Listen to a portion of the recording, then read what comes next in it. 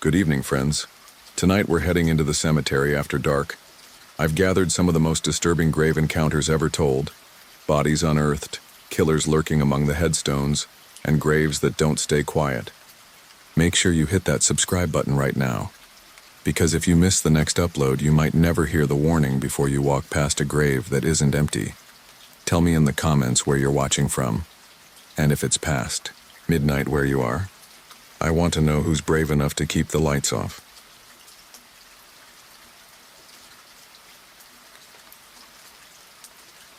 The overpass wasn't remarkable, not really. Just a concrete stretch of road between the town's east side and the narrow strip of woods that ran behind the campus. It had been there for decades, carrying cars that sped over without a glance. Then, one night in late September, a freshman named Jamie Caro pulled himself over the guardrail and didn't come back. By morning, there were flowers tucked into the fence, sports jerseys draped across the railing, notes weighted down with river stones so the wind wouldn't scatter them. Within a week, solar candles lined the shoulder, flickering to life each evening like an accidental vigil. The place had a gravity now.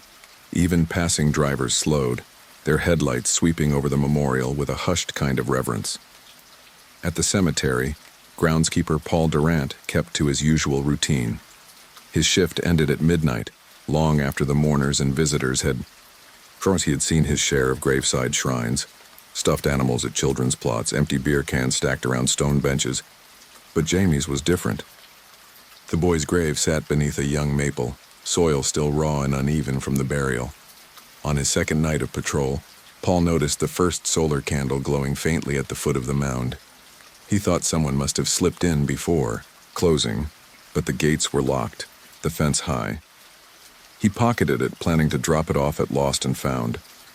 By the third night, 3 candles stood in a neat row along the edge. The same kind, the cheap ones sold at hardware stores, plastic cases with flickering bulbs shaped like flames. Paul gathered them up, muttering about pranksters, though he didn't like how warm they felt in his hands despite the cool air. It kept happening. Every evening after he made his rounds, more candles appeared. Not scattered, but arranged carefully, in arcs, in clusters, spelling nothing but somehow intentional. The cemetery had only one entrance, and Paul checked it religiously. No footprints. Disturbed the damp grass, no broken fence rails, nothing.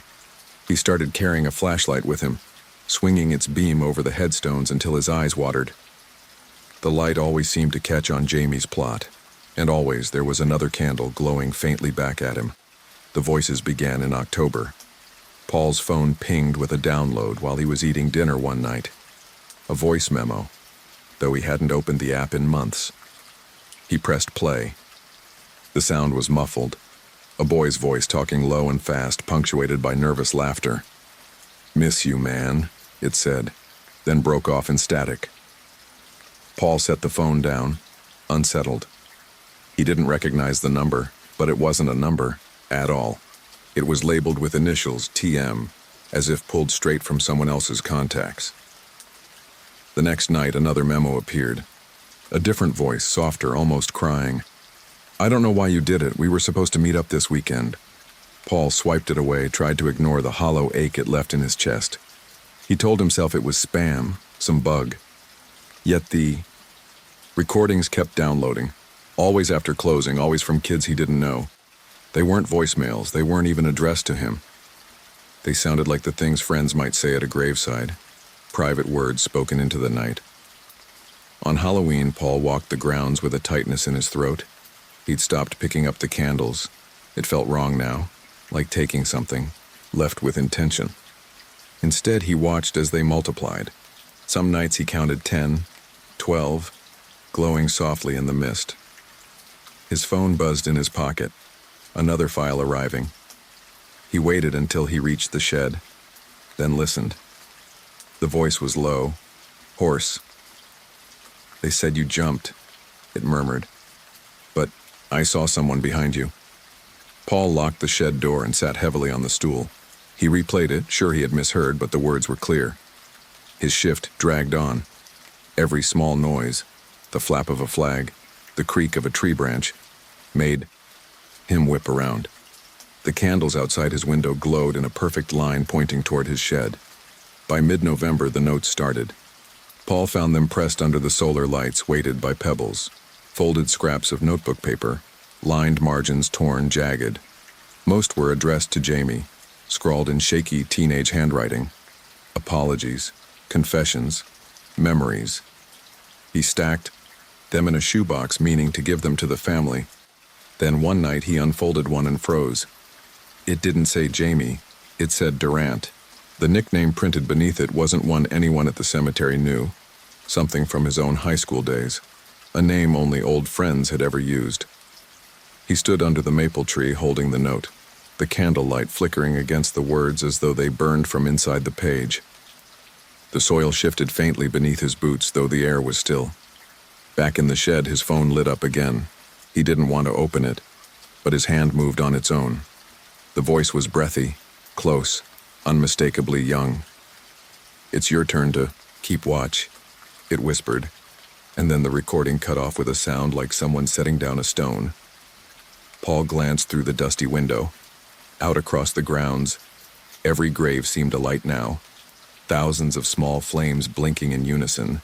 At the center, Jamie's grave burned brightest, the candles arranging themselves into something new, an empty circle waiting for someone to step inside. He felt the note still crumpled in his fist, the nickname pulsing in his palm. Somewhere, beyond the glass, he thought he heard his own name spoken in a dozen overlapping voices, soft as the rustle of leaves. He shut off the lights, but it didn't matter. The glow outside pressed against the shed like dawn, and he understood, with a sinking clarity, that the vigil wasn't for Jamie anymore. The first time I heard about Room 27, I was still new on the job, piecing together night reports for the sheriff's office. It was a rundown motel off Highway 9, a row of chipped doors facing the gravel lot, neon vacancy sign humming even when the bulbs were burned out. That's where a traveling nurse, 32, single, working a string of temporary shifts, was found strangled in her bed.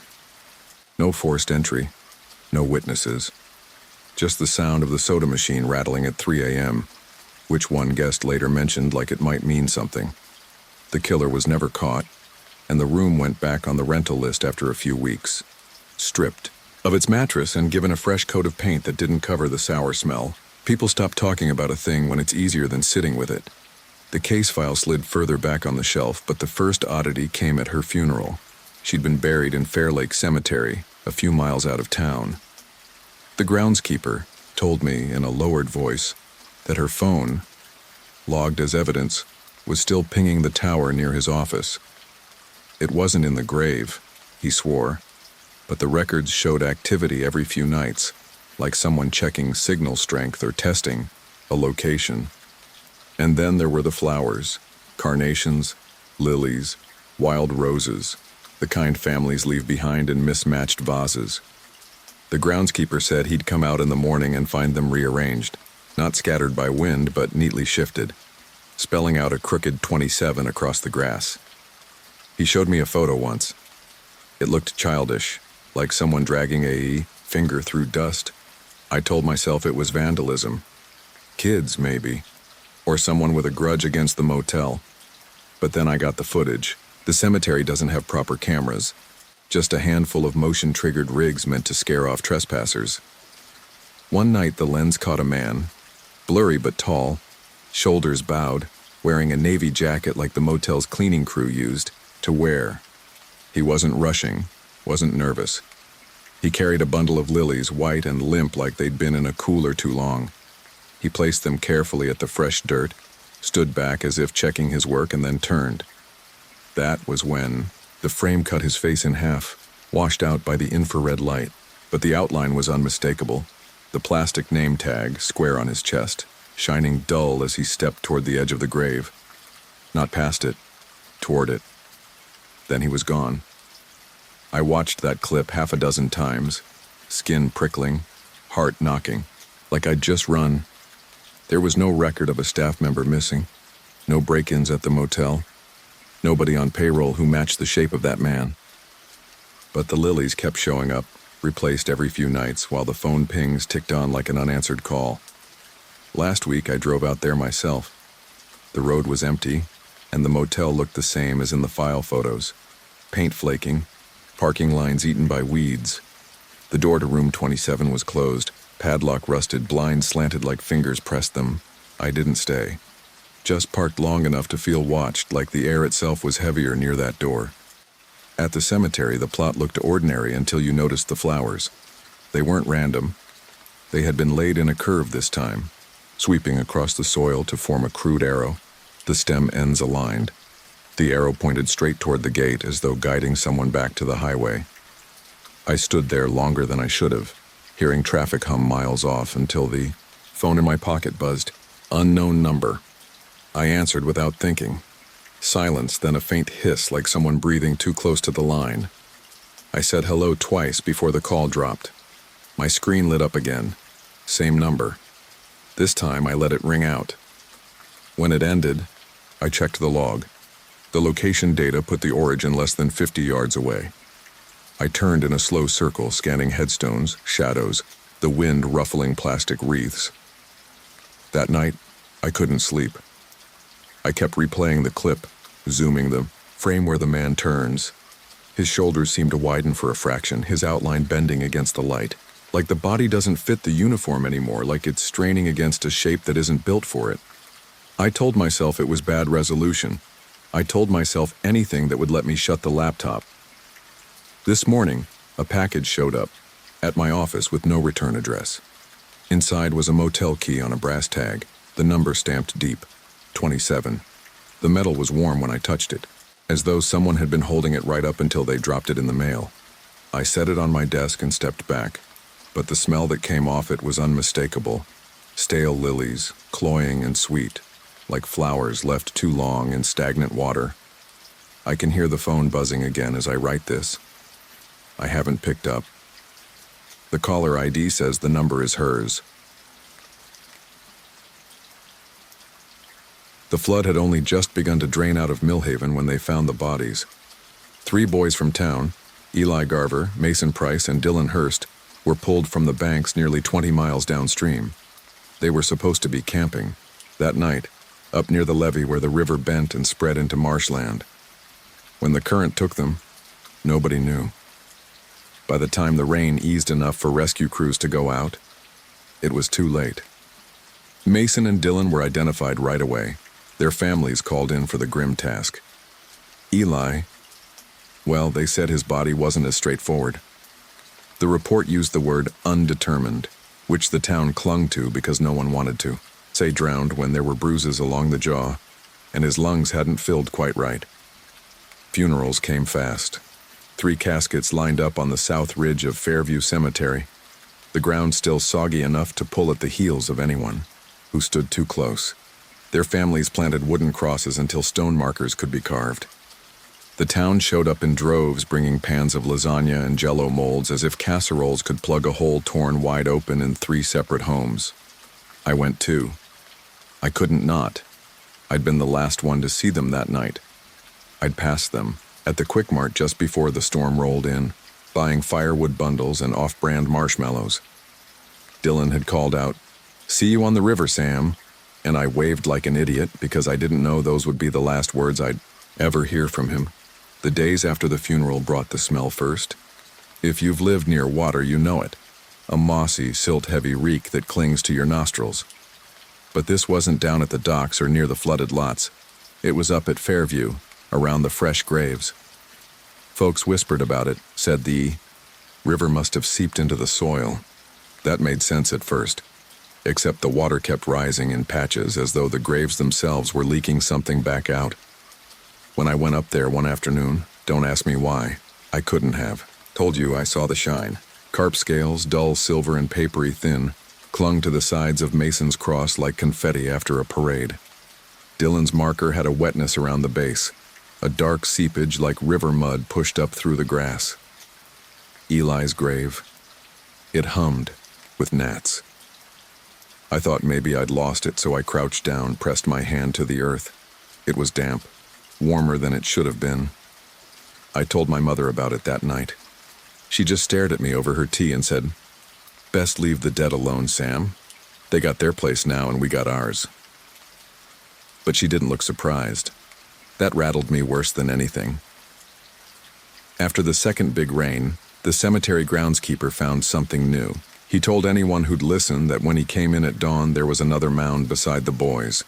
Same size, same shape, only no cross, no flowers, no family, just a rise of dirt that hadn't been there the day before. Folks laughed it. Off called it settling earth. But I went up there myself the next evening, flashlight in hand, and what I saw stopped me cold. It wasn't just a mound. It was shaped. Too precise. Like someone had lain down, boots and all, and the ground had risen up to cover them. The tread marks pressed into the soil matched my boots. I knew because I'd worn the same pair when I last saw the boys, sloshing through the Quick Mart parking lot puddles. I tried to reason it out. Maybe I'd stepped wrong, left tracks after the funeral that warped in the rain. But when I put my foot down next to it, heel to heel, the imprint was exact. My size, my wear, even the little chip on the edge of the left sole. The mound had my shape. That night I couldn't sleep.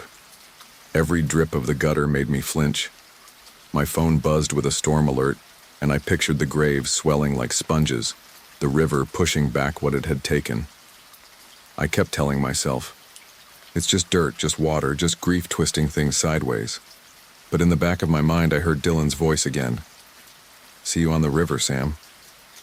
The next morning word spread that Eli's grave had shifted. Not caved, not eroded, shifted. His cross leaned as if the ground beneath had swelled and rolled.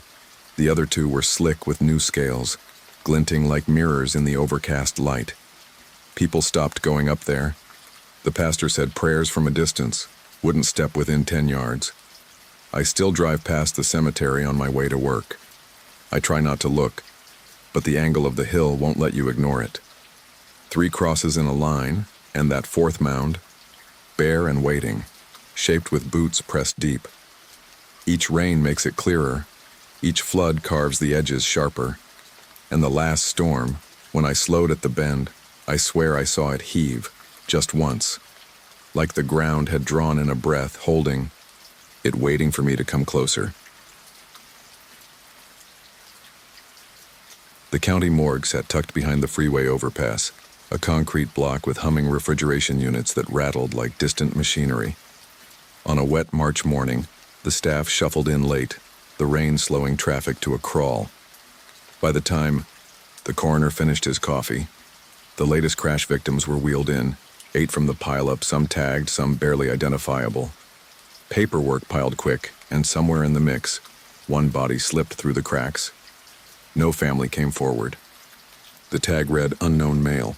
Within a week, he was buried in the potter's field with little more than a wooden marker and the hum of insects around his fresh mound. Terry Nolan wasn't supposed to be there. He volunteered weekends, mostly to keep himself busy after his divorce. He helped at the county's pauper burials, smoothing dirt, setting headstones, making sure each grave got at least some semblance of dignity. He liked the silence of the field, the way the wind carried nothing but the sound of sparrows and the dry rasp of weeds. He told himself it was charity, but really, it was escape. That Saturday, he noticed the first oddity. A toe tag, mud-crusted. The string frayed, was sticking out of the soil at the base of a headstone. It shouldn't have been there.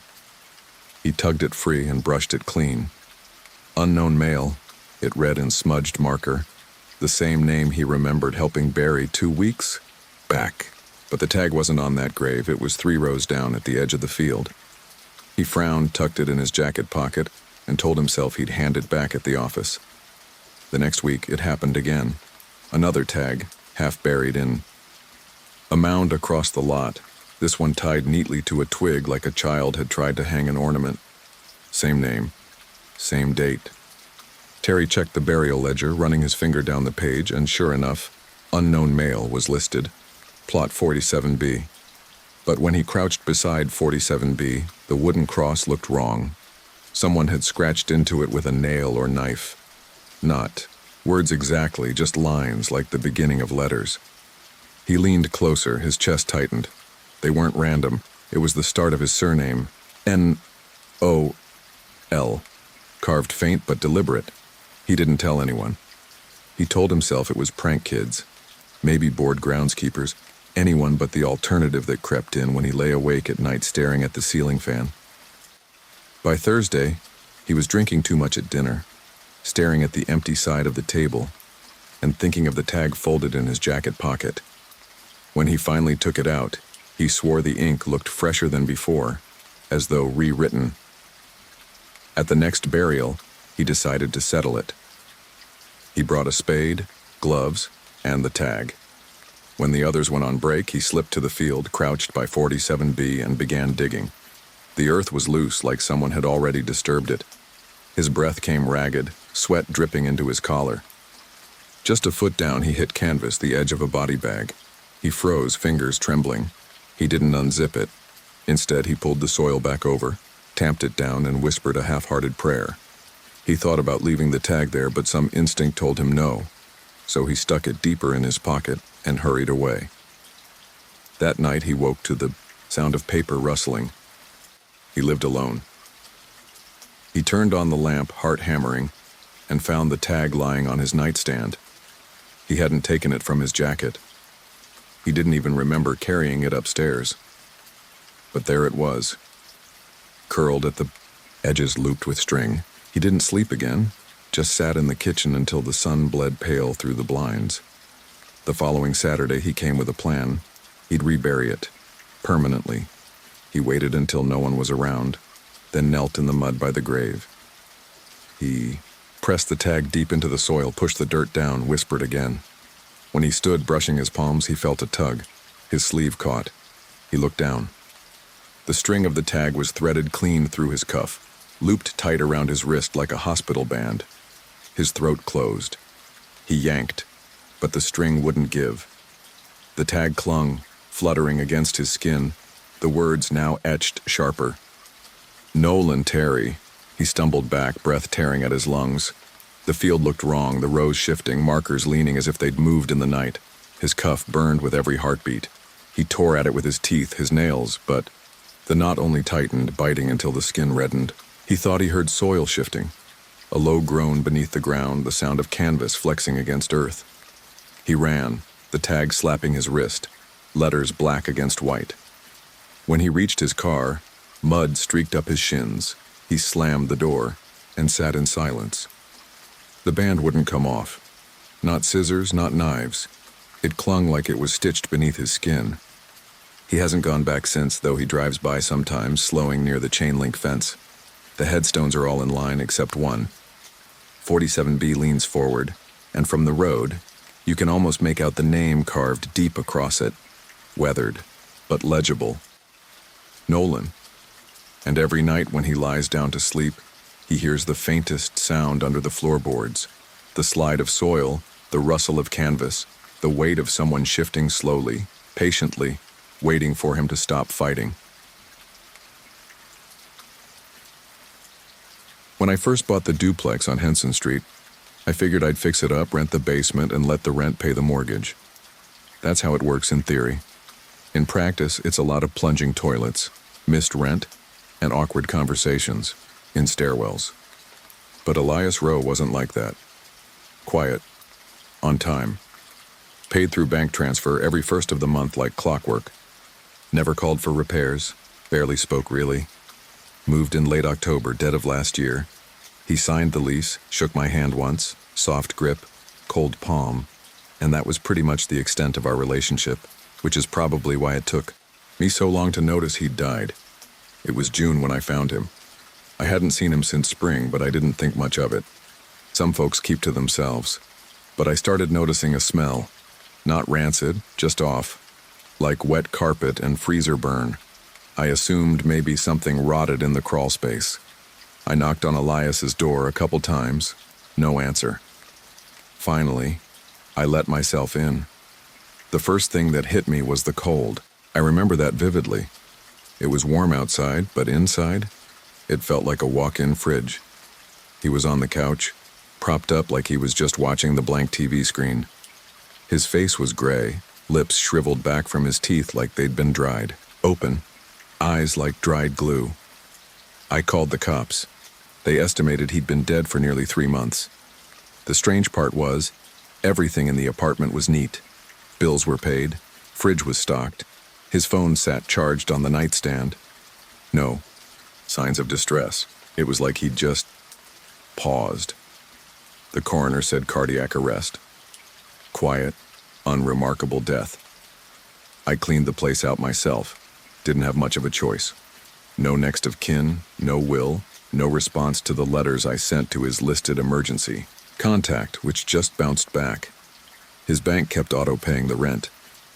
That went on for a while. I didn't question it. Free money. I just changed the locks, aired the place out, and figured I'd relist it eventually. About a month after the funeral, sparse thing, closed casket, city paid, I went to visit the cemetery. I felt this weird sense of obligation. The caretaker at Hollow Pines directed me to his plot. Simple headstone, no epitaph, just Elias Rowe and 2 dates. Someone had left a basic glass vase with artificial lilies. I assumed maybe a friend or coworker. But tucked under the vase was a folded sheet of paper. Looked like a past due notice from my property's water provider. That's what threw me. It was addressed to me, dated 2 weeks prior. I figured maybe it was some prank. Tossed the notice, didn't think much more of it until I went back a week later and found a gas bill, again addressed to me, again tucked under the same vase. The lilies never changed, but the envelopes kept appearing. Then came the spare keys. I always kept an extra set to the basement unit on a hook in my upstairs kitchen. One morning I went to grab them to show the place to a potential tenant. They were gone. I swore I hadn't moved them. But later that evening, something told me to check the cemetery again, and sure enough, they were lying right there on Elias's plot, on the stone, not rusted, not dirty, just sitting there like I'd left them 5 minutes ago. I picked them up and they were warm. I don't mean sun-warmed. The stone was cold. The keys felt like they'd just come out of someone's pocket. That night, I hardly slept. The basement felt not haunted exactly, just wrong. I'd hear the creak of stairs when no one was down there, a click like the door latch shifting, and twice my phone buzzed with unknown number texts, blank messages that came through at 3:17 a.m. both times. I stopped showing the unit. I told myself it needed more cleaning. I didn't want to admit I was afraid to go back in, but things escalated. One Friday, I noticed the mail hadn't come. I checked the box myself, locked. That was normal. I hadn't used the tenant's mailbox since Elias died, but it was still part of the property, still legally mine. I'd lost the key when I changed the locks, figured it didn't matter, but something made me call a locksmith. The guy came Monday afternoon, had one of those handheld drills and popped the lock in under a minute, swung it open, expecting maybe cobwebs, old pizza ads. But there was only one thing inside, a single photograph. It was me, sleeping, in my bed. From the angle, it looked like it had been taken from inside the bedroom. Same sheets, same crooked lamp on the nightstand. I stared at it, gut clenching.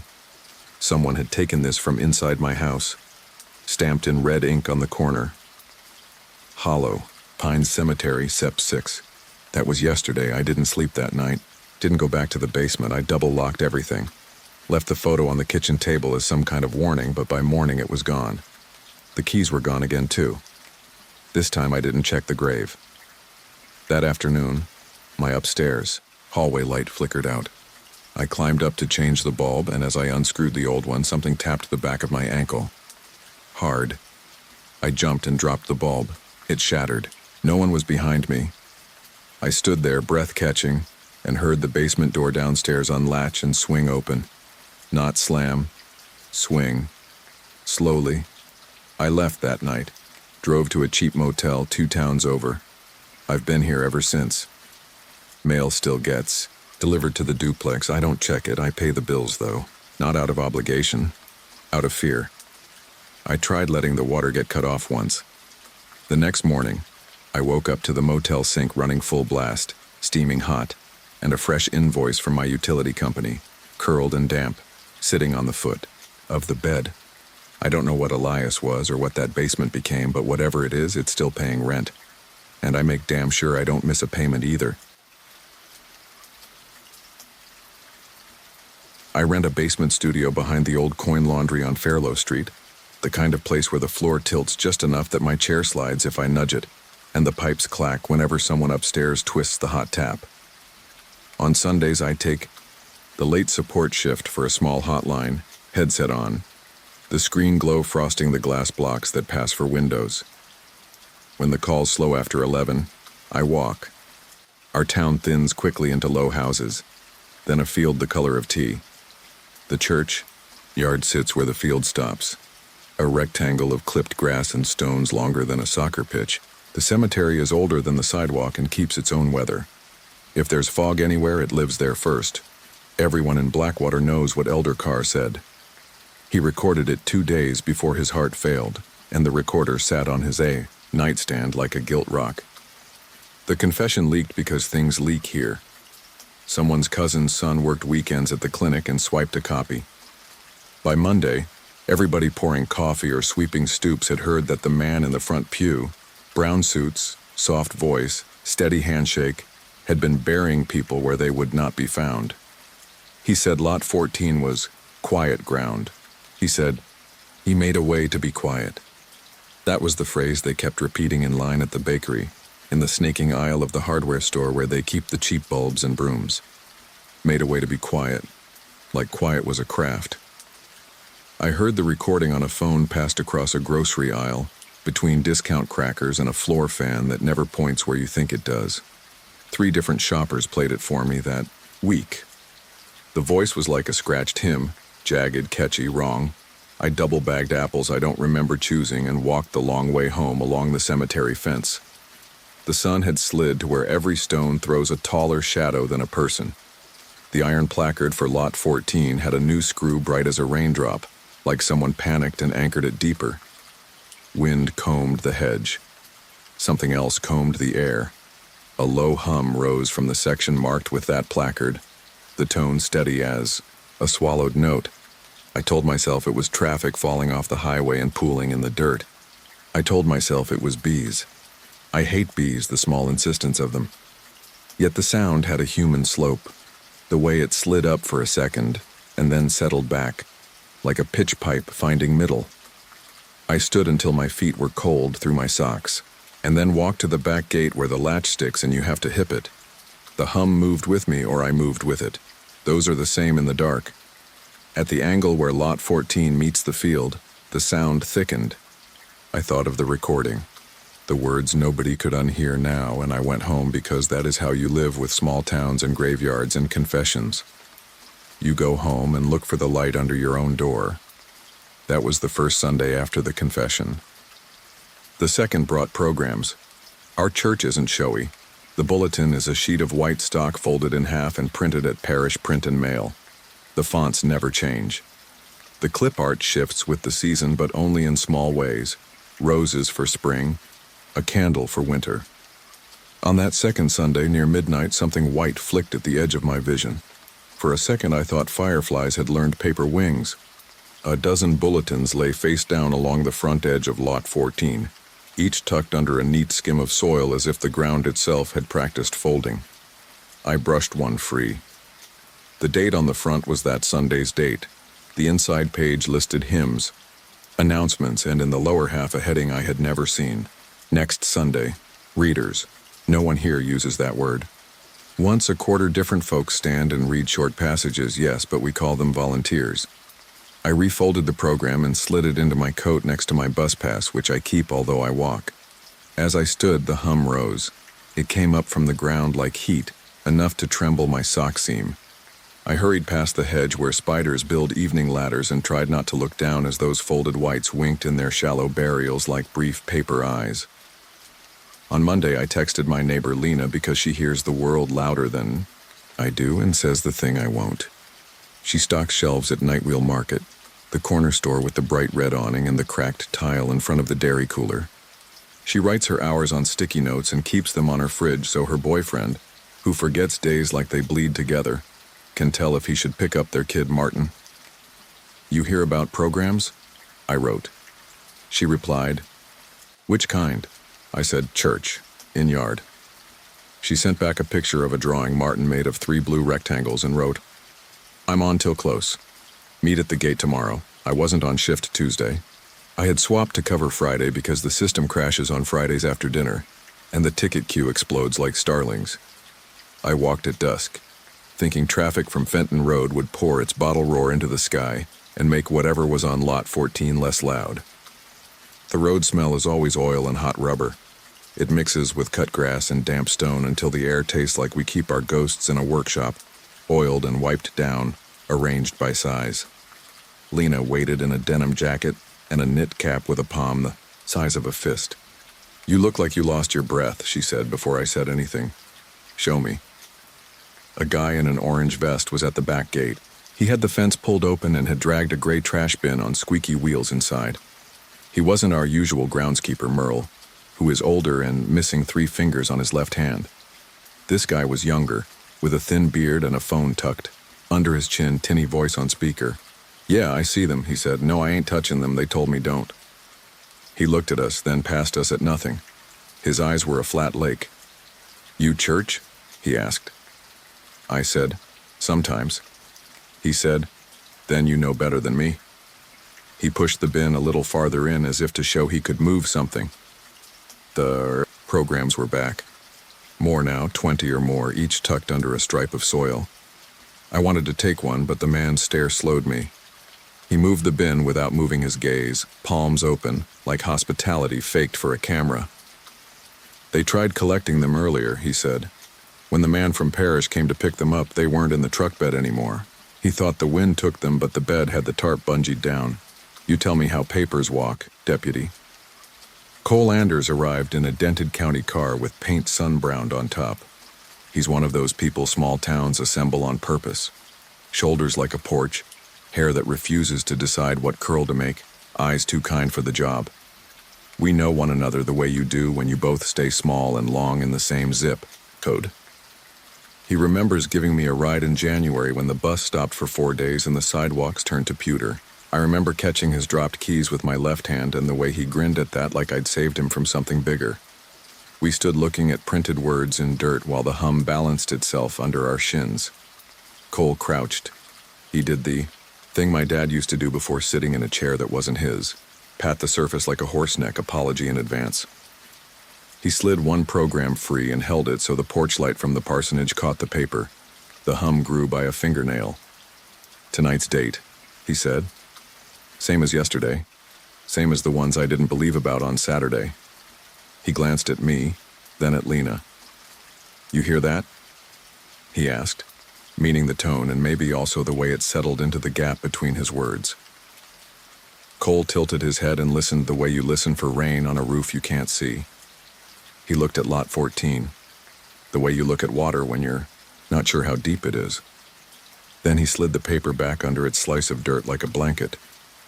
"Okay," he said mostly to the air. He put up tape, that bright idiot ribbon that promises we will behave. He posted a sign handwritten in capital letters, "Do not remove materials." If it had been morning, someone would have photographed the sign and posted it to the neighborhood.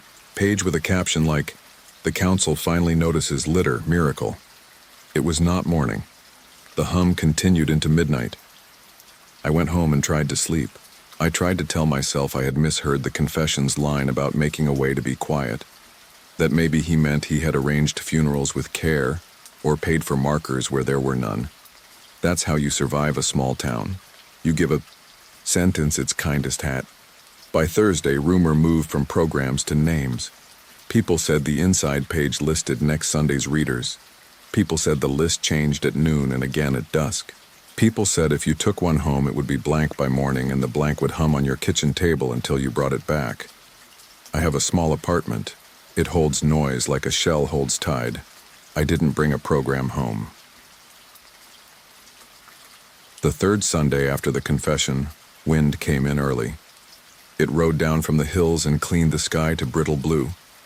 Our congregation sang off key as usual. The pastor preached patience. I recognized the look people shot one another above bowed heads, like, patience for what? After service, a Woman from bake sales grabbed my elbow and said too fast, "They're saying the old stone moved?" I asked, "Which stone?" She said, "His." She didn't say his name. She didn't need to. We walked back through the yard, our shoes making soft square sounds on the path. Elder Carr's stone is modest, gray. His name, the dates, a phrase about faithfulness someone else wrote before they knew. It leans now, a degree or two off true, the way heavy books lean on a shelf when the end is near. Where it pulled away, the dirt shows a pocket the shape of an envelope. "Ground shifted," Merle said, appearing with a rake. "He gets summoned by shifts in ground the way some people are summoned by music." He puffed and poked the rake handle into the soil at the base of the stone. It thunked. "Brass," Merle said. "Hear it?" Cole knelt. He brushed away dirt with the side of his hand. Metal showed itself, a dull edge brightening under his fingers. A corner of a plate fixed to the stone's base with round screws the size of shirt buttons. He looked at the screws. He looked at the tape and the program sleeping like fish along, the row. "I need to call this in," he said, which is what you say when the thing you're seeing won't allow any of the words you would rather use. The plate looked new, though it had been under dirt. The letters were tidy, not quite machine, not quite hand, like the cleanest kind of stencil. The plate said, "Readers." Underneath, listed as if for a school play, were names with dates. The dates were all Sundays. The topmost date was last Sunday. The name next to it belonged to a man who'd gone missing 3 weeks before Christmas, a guy who sold used appliances out of a storage unit by the river road, and wrote his number on the back of every receipt. Beneath that were more Sundays and more names. I read down the list until I found mine. I've had my name in a program before. I've read short passages, choked on the one with the family line because of the names no one uses anymore, let my voice wobble and get through. Seeing my name here was not that. The list was not a church program. The skin at my wrist went cold. The hum rose through that cold the way a bass line pushes up through a shirt. Around me, people breathed like they were trying to confuse a bear. Someone whispered my first name once like a test of whether sound still worked. Lena found my arm and held on. "We're getting you out of here," she said. Her voice pitched as if I were a car she could push. Cole said my name once. He said it the way the plate had said other people's names. Unadorned, as if you could set it on a shelf. He did the job of a person who has to pretend there are steps. "I'm going to ask you not to go anywhere alone," he said. His voice had a thread of metal now. "I'll sit outside your place tonight. If I have to arrest you for loitering, to make you obey me, I will." It was not a threat. It was a small net he tried to throw over a big hole. At dusk, the wind died. The programs appeared again at the edge of Lot 14, and again tucked under thin soil, like clutches laid by a paper animal. No one removed them. A boy with roller shoes glided past the tape, and his mother lit after him with her purse like a net. When the sky went pink in the notch between hills, the hum began. I could feel it in my phone on the couch arm. I could feel it in the glass of water near the sink, the faintest ripple, then not. Cole sat in his car under the elm. Lena texted me a picture of her kitchen clock and wrote, "You awake?" I sent back, "Yes," and then, "I can feel it." The hum rose and settled in long breaths. I had the thought it was tuning, warming the voice, practicing the vowel in the middle of an open mouth in a wooden room. I stared at the water glass and the ripple ghosted again, and I had the other thought. They were reading. Not words you could hear, but a cadence like line breaks. Short line, breath, repeat. The windows dimmed their own reflections. It came to me the ordinary way the worst things do. Lot 14 was reading my name. At midnight, I texted Lena that I couldn't stay put. She pulled up in her boyfriend's car, which always smells like gasoline because of a leak they can't afford to fix. The headlights washed the laundry wall and made the block glass look like fish scales. Cole rolled his window down and said, "Where?" I told him the truth. "Back there." He touched his hat like an extra syllable and followed without siren. We parked by the hedge and took the back path. The tape at lot 14 lifted and dropped like the hem of a dress. The programs lay as before. One had shifted just enough for a corner to sigh open. I saw the inside page. The names were there. Under Next Sunday, my name waited like a paused cursor. It pulsed. I blinked and it did it again. Not light. Pressure in the paper. The way a pulse pushes skin. Cole walked to the tilting stone. He knelt and set his palm on the brass as if greeting an animal you shouldn't startle. The hum deepened. I moved despite myself and stood beside him.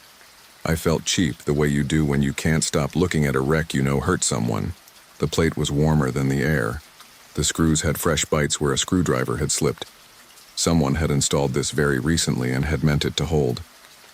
"I need you behind me," Cole said softly. Then, "No, with Lena. By the car." I didn't move. The hum pressed my ears the way a plane does at landing. Tiny pops went off inside my hearing, like a freezer door thawing. I thought I heard a word inside the hum. Not a word exactly. The shape of one. The shape belonged to my name, but worn differently, as if a choir that hadn't sung in a long time had cleared its throat around the syllables and was making them new. "Aaron," Lena said, and I said, "I know." I did not. The programs rustled without wind. It sounded like a flock turning. On the inside page, my name pressed itself darker, the way a stamp leans when a hand grows tired. A lower line, one I hadn't noticed, began to type. "The following will remain," it said. Under that, a blank the length of a name pulsed once. "Okay," I said to no one. I took a step back. Cole rose in one motion and swung his arm across my chest the way you stop someone at a quick light. "We are leaving now," he said, voice flat. "Walk, eyes up, mouths closed." He didn't want our breath to catch anything. He didn't want us to swallow the hum. We walked. I could feel the papers brush my calves as if they had edges that could cut. At the hedge, the hum followed like a dog, not sure it's invited. And then it stayed. On Thursday, Cole called early. "The plate has more lines," he said. "There's a second heading under the first now. It says Archives. Beneath it are dates from before I was born." He breathed into the phone, slow, like he was trying to warm his lungs. "There are names we buried in other parts of the yard. There are names upriver. There's a name I think is my grandfather's brother, but the heading for next Sunday remains the same." He didn't say my name. He didn't need to. "Can you take it off?" I asked. "We tried," he said. "The screws spin but won't lift. They turn and turn like a trick leg on a diner chair. Merle says the metal is hotter at noon than at night. Not by much, but enough to make the air above it bend if you look sideways." He paused. "I've been around when people do ugly things. This is not the same. I keep looking for the lever I'm supposed to pull, and the whole machine keeps shifting to a place I can't reach." Saturday came with a sky low enough to snag on a truck roof. The wind went still, which is worse than wind. People gathered as if for a fair. They brought coffee and roped paper cups and whispered while their kids trod the frozen divots near the spigot into a game. Merle made a show of sweeping the path with a broom that had no bristles left. Cole parked the county car by the back gate with the lights off. The hum waited. We waited with it. Just before dusk, the stone moved. Not much. The 2 degrees became 3. It tilted toward the plate like a person straining to hear. Dirt sighed. Down its side and pooled at the base, a tiny river stronger than water. A seam appeared between stone and soil, a draft you could see. Cole stepped forward the way you step when you smell something burning that isn't on the stove. He put his palm near the gap and pulled it back. "Cold," he said. His breath fogged in a line that got pulled sideways into that nothing. Night fell.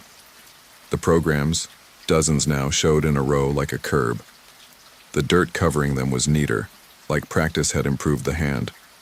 The plate shone without shining, a flat gleam that read as light anyway. The hum came as if on a signal from a tower we could not see and would not be allowed to climb. It rolled up from the ground and the stones and the fence and from under the soles of our shoes and found the pitch it favored. The air in the pocket between stone and dirt moved like breath through a reed. Enough, Cole said. Not to us, but to the place. He set both palms to the plate and leaned. The stone leaned more. The gap opened a little wider. There was nothing to see beyond it, and that absence felt terrible. If there had been blackness, I could have hung my fear on it like a coat on a hook. There was no blackness. There was a neat, impossible nothing. The hum poured from it. It filled my mouth and made me taste metal the way a penny tastes. The program's inner pages rustled. The lower line on the page began to type. A letter resolved. Then another. It spelled COLEANDERS. He didn't know yet. He had both hands on the plate and his head bent. He was talking to someone who lived in no house we could map. The blank under remain kept his letters and waited for a period that never came. I pushed him. I didn't think. I'm ashamed of how my hands landed on his shoulders, of how his body felt warm and good and known. He staggered back 2 steps. The stone leaned forward another inch, disappointed. The rustle stopped. Cole Anders stayed printed where the bottom line had made him. The word remain looked like kindness until it didn't. I stepped toward the seam because someone had to. The cold breathed. I imagined it as a mouth, not a monster's, not a tail's, but a mouth that had learned to make a certain letter and now needed to teach someone else to make it too. I thought of the confession, of a man who had wanted to quiet the yard and had found only a way to make a quieter sound louder. I thought of how you turn a radio dial slowly in the dark until a station resolves, and you don't know if what pours out will be music or weather or warning. Aaron, Cole said, hand on my sleeve. I looked at his hand and then at the screws. For a second they looked like eyes sketched too quickly and never corrected, and that cheap artness angered me enough to make me think I could tear them free. It will read you either way, I said to him, and to myself I said, maybe it can't finish more than one name at a time. The blank under the following will remain stayed blank. The air between stone and dirt tasted like lemon after bite. I slid my hand under the plate. It burned without burning, a heat that felt like a memory. The hum tightened. My name on the program lifted the tiniest bit from the paper, like it wanted to walk. I pulled. The plate did not budge. It had the give of water that will be water, again, just not for me. I hear you, I said to the seam. It breathed in and out as if deciding whether hearing counted as consent. Cole took my elbow and steered me back. We are leaving, he said again, which meant he had decided something he didn't want to say out loud. Sunday evening, the programs arranged themselves from the curb to the tilt stone as neat as a paper aisle. The plate sang without singing. I stepped forward because the alternative had a shape I couldn't carry. Cole stepped in front of me. Lena took my hand with her free hand and held me there. We can stand here all night, she said. I can. Martin can fall asleep standing. He said, no, I can't, and yawned a wide lie. I went to the hedge instead of the aisle. I walked along the back fence to the spot where the hum began that first night, the iron placard with its 2 new screw. I put my ear to the iron like a child at a rail and said, listen. The hum did not change. I hear you, I said. The plate didn't move. Lena's breath made a cloud that drifted over the grass like small, unowned weather. Cole stood the way he stands when a car refuses to stop and he already knows the next thing he'll have to do. Maybe the plate is a schedule, and maybe it is a promise, and maybe it is a mouth. The hum thickened. I realized that, under it, another hum had grown, one I had mistaken for traffic and then dismissed as wind. It came from Lot 13 and Lot 12 and 11, quiet, neighborly, respectable sounds. Lot 14 had been alone too long. The other sections weren't singing, but they were letting the tone through them like an apology. I stood on the stubborn strip of grass between rows and read names from stones aloud, first names only, the way you call a roll when you don't know who will answer. Others joined. We made a ragged list for nobody in particular and everybody, at once. We spoke until the sky went dishwater and then darker. My mouth went chap-sore and I tasted paper. The plate kept its list. The blank under remain did not print. The gap breathed slower. The stone leaned its 3 degrees then. With an exhale I felt in my ankles. Leaned back 1. Someone laughed and covered their mouth like they were afraid laughter would be read as a word. The hum fell like rain past a window you're not allowed to open. We went home. Cole did not leave his chair. Lena texted a picture of her ceiling with a moth on it, captioned alive. I slept 2 hours, then 1, then none. At midnight the hum steadied. The programs along the aisle all turned to face the stone. The inside page breathed. A final line typed. With a patience you could almost love. The following will remain. Aaron Vale. The paper aisle inched toward where I stood by the hedge. The stone did not tilt. The plate did not heat. The gap's air went still like asleep. Cole's radio clicked twice without speaking. Lena's phone lit her face and then went dark. Somewhere, the county clock counted the quarter hour, and the sound came late, as if time had to cross a field to reach us. I kept my hands at my sides. I will not read, I said, not loudly and not for the plate. I said it for the shape my mouth makes when it refuses. It is a hard thing to refuse the ground. It prefers short words. It prefers yes. I will not. Read, I said again. The hum returned smaller, like breathing in a room after someone steps out. The programs lay down their edges. The air from the seam smelled like wet iron and root. That is how it is now. Every Sunday night, the low tone rolls through the row like hymnals tuning, and fresh programs with this year's date tuck themselves into the soil. The elder's stone leans a little more each month. When wind runs the fence, the brass winks like a fish at the bottom of clear water. The plate's list changes as it likes. Sometimes my name sits alone. Sometimes it shares space with names I know and names I don't. Sometimes the lower line prints someone else. Sometimes it keeps me.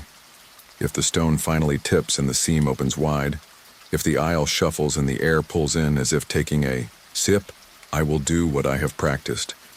I will stand by the hedge. I will listen and not answer. I will keep my hands at my sides. The ground will ask me to make my name into a sound it can keep. I will leave it on my tongue. I will not read. I started cutting through Willow North Cemetery to shave 6 minutes off the walk to Larch Supply, and that's how I inherited the bell.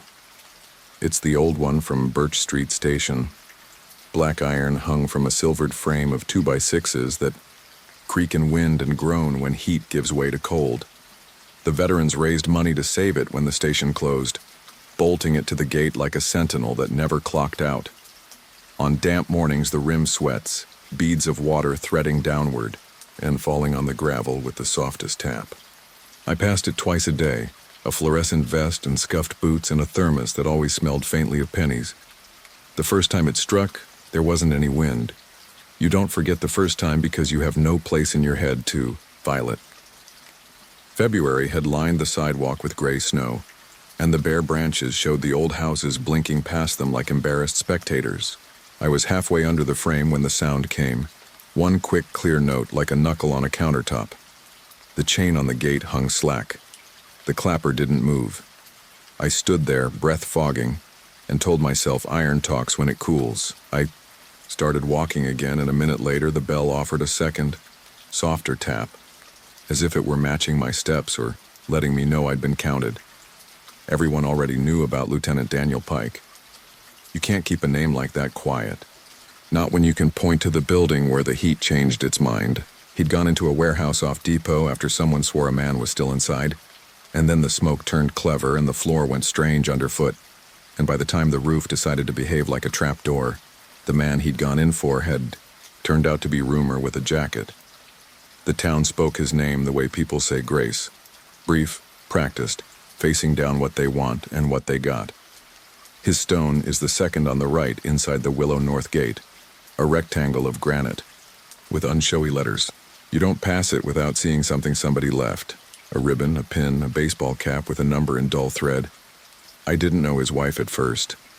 I knew of her, like you know a clerk who rings you up often enough to put your receipt in the bag without asking. Maris Pike works the front at Finch Market, the little place that keeps the town in flower and gossip.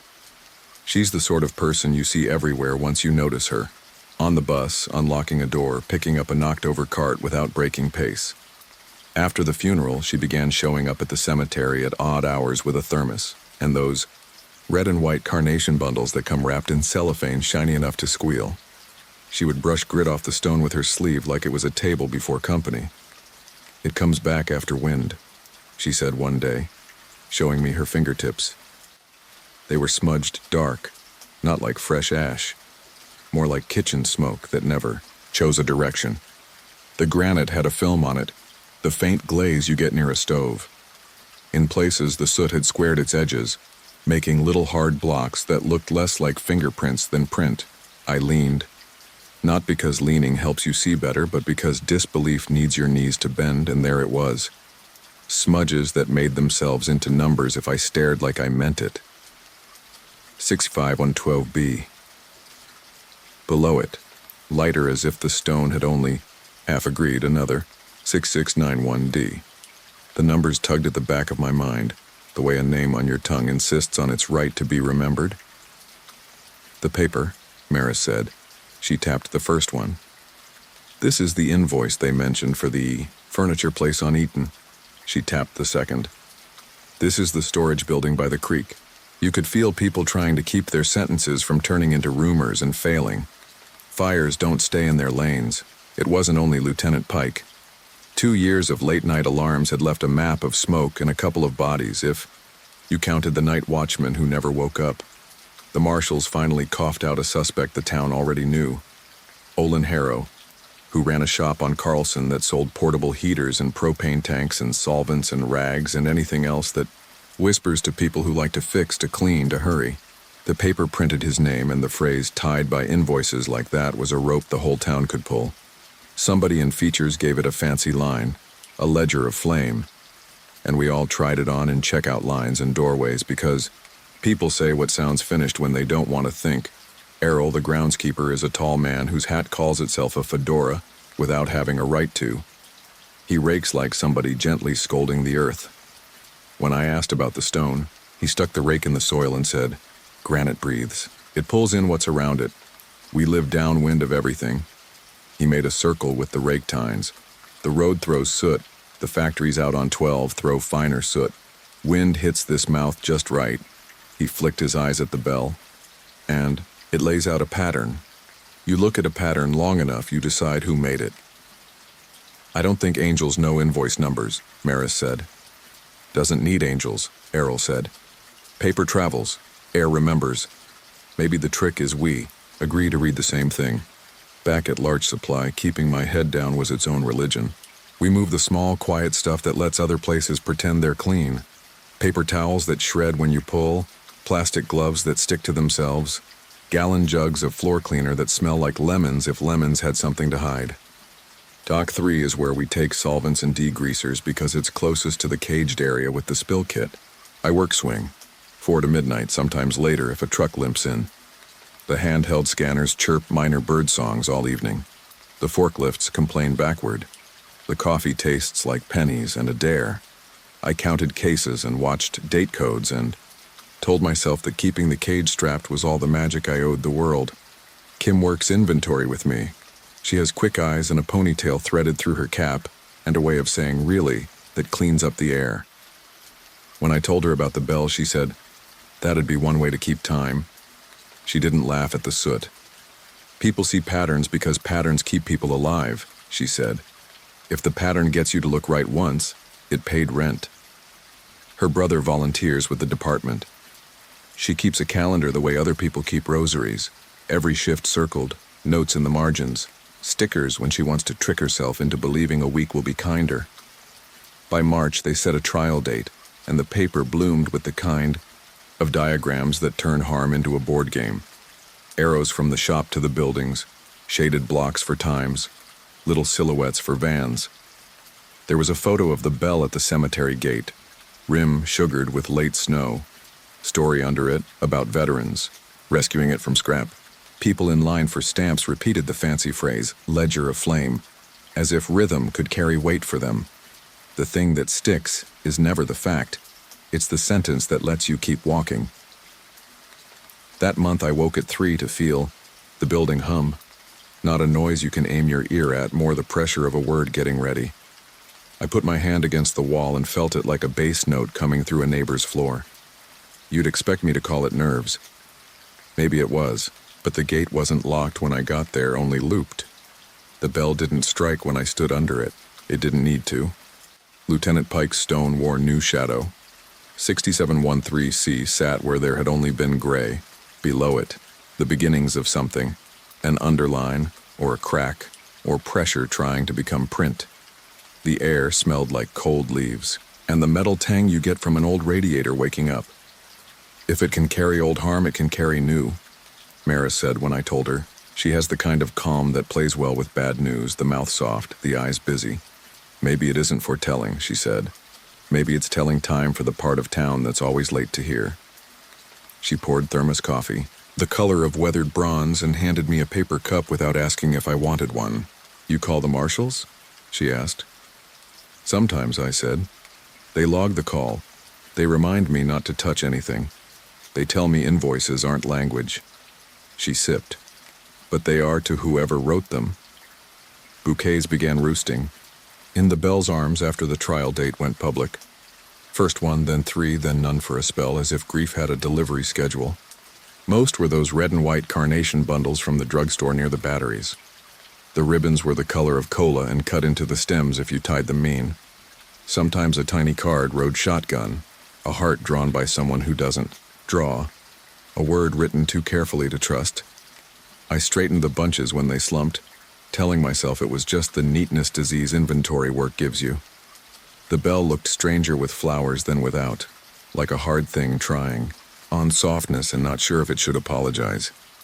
On a Sunday with sun that refused to warm anyone, one bouquet sagged enough for a sheet to slide out, skittering white against the iron. I reached without thinking.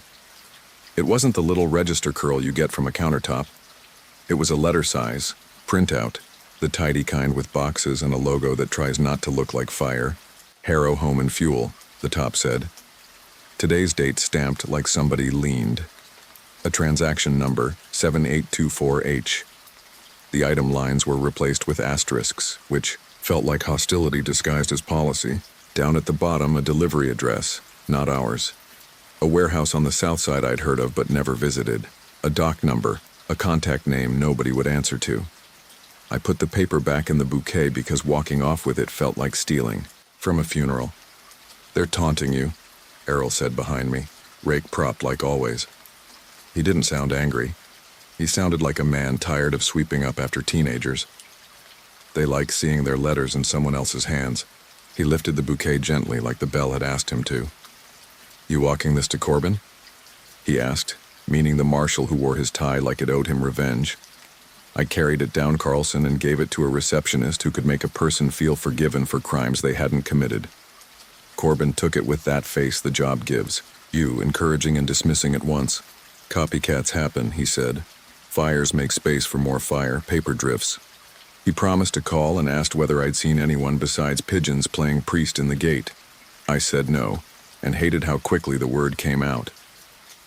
That night at Larch, Kim parked a pallet jack across the threshold like a bar against a door. We don't open for what we didn't order, she said. Wynn, our floor manager, wore her headset like an apology to freedom. We're not expecting anything, she said. If anyone asks, we accept scheduled deliveries and laughter. Days. Stacked ordinary and flat. Then the bell tapped when I ducked under it after lunch. Maris was kneeling with her sleeves pushed up, palm against the stone. The soot had returned and chosen a new shape. 824H now, the number I'd carried to Corbin that morning. Under it, the barest of lines, as if the stone was learning cursive. You see it? She asked without looking. Yes, I said. We both did the worst thing and looked around for a human to blame. You can't hold weather responsible, and that's what makes it the perfect suspect. You keep your head, she told me that evening, closing the thermos. Keep your shift. Don't turn calendars into heroics.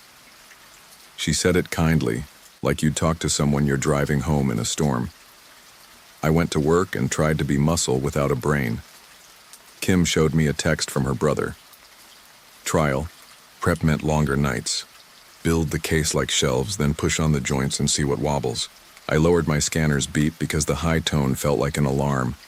Out on the dock, the air tasted burned when nothing was burning.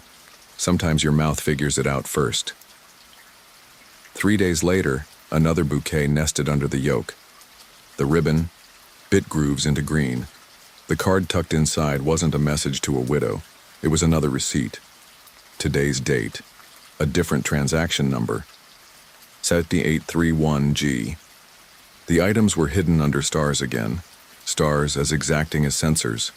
The address at the bottom was an auto body shop over on Karen. I carried that paper too. Corbin called after to say they'd warned the shop. "We'll have eyes," he said, as if eyes could make the weather hold. "You found two.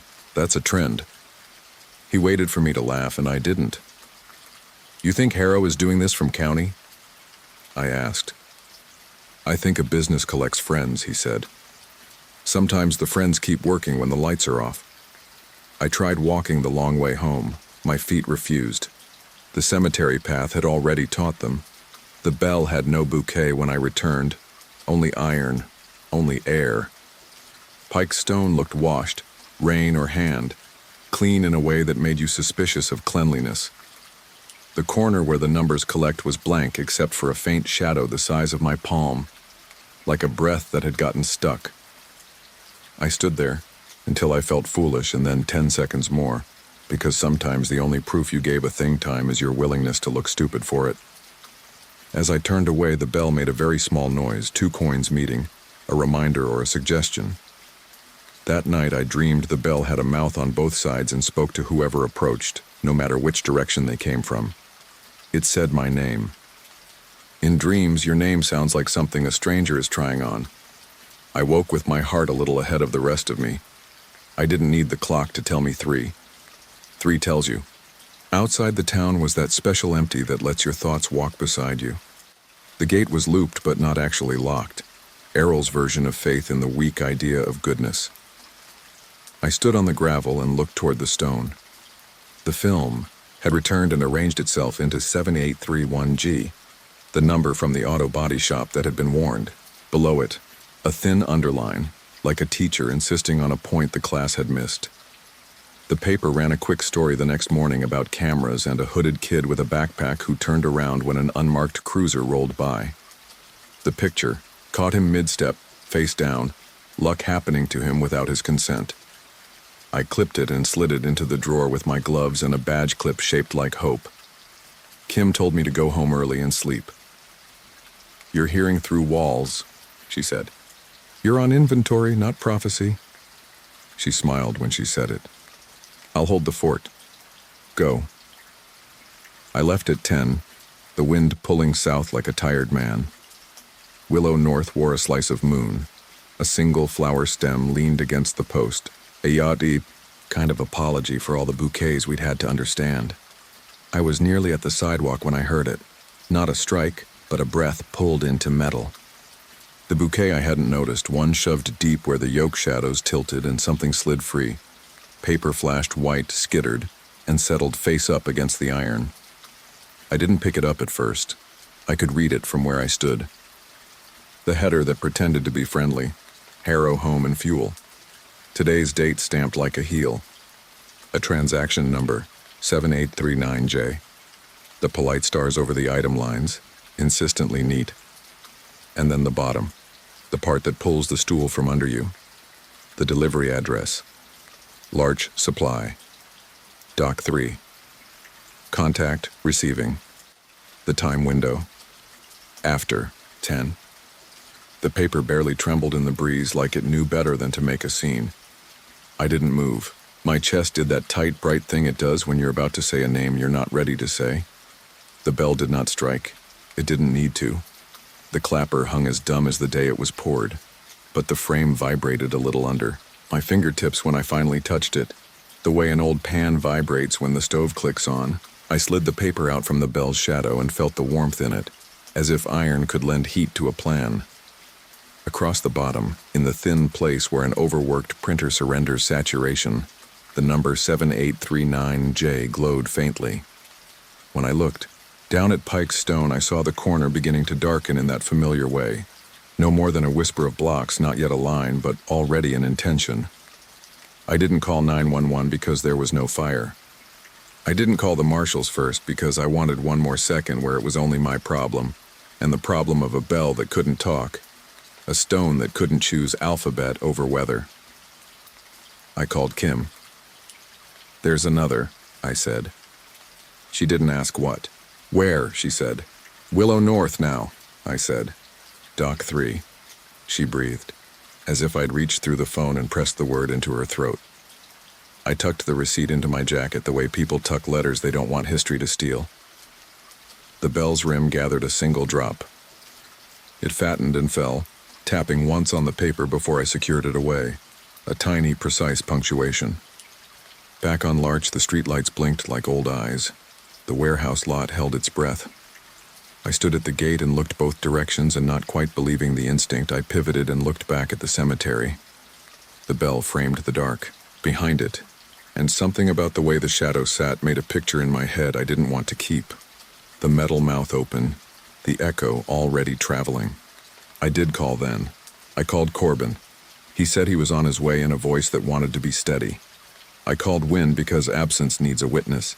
I texted Kim a picture of the header and the bottom line, and she texted back a single period, then, "Got it." The town sounded the same as always. Tires on wet, a dog testing out a bark, a distant freight groaning like old furniture moved at a bad hour. But the air tasted like it does in hallways after drills. The bell did not ring again. It didn't have to. Lieutenant Pike's stone caught the tiniest shine in the corner and held it like a mouth deciding about a word.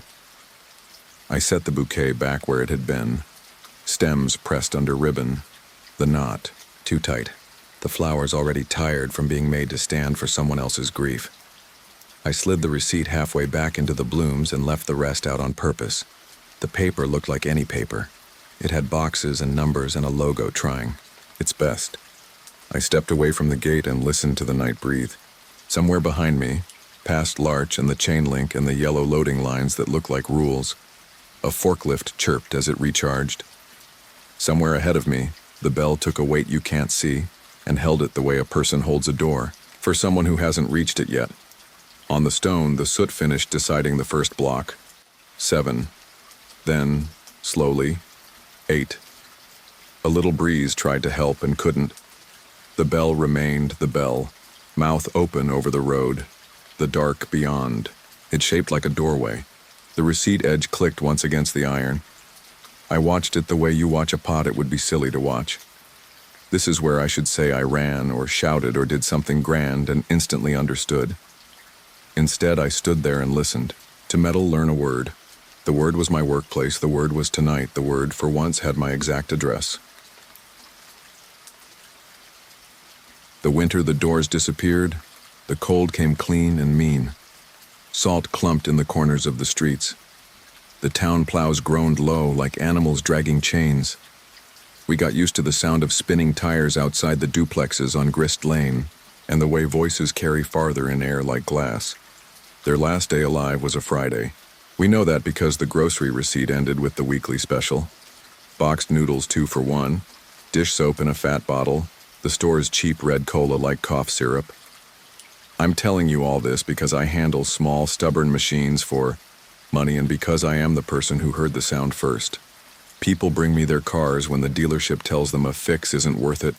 I install backup cameras, hardwire dash cams, replace head units with used ones, make older sedans, pretend to be younger.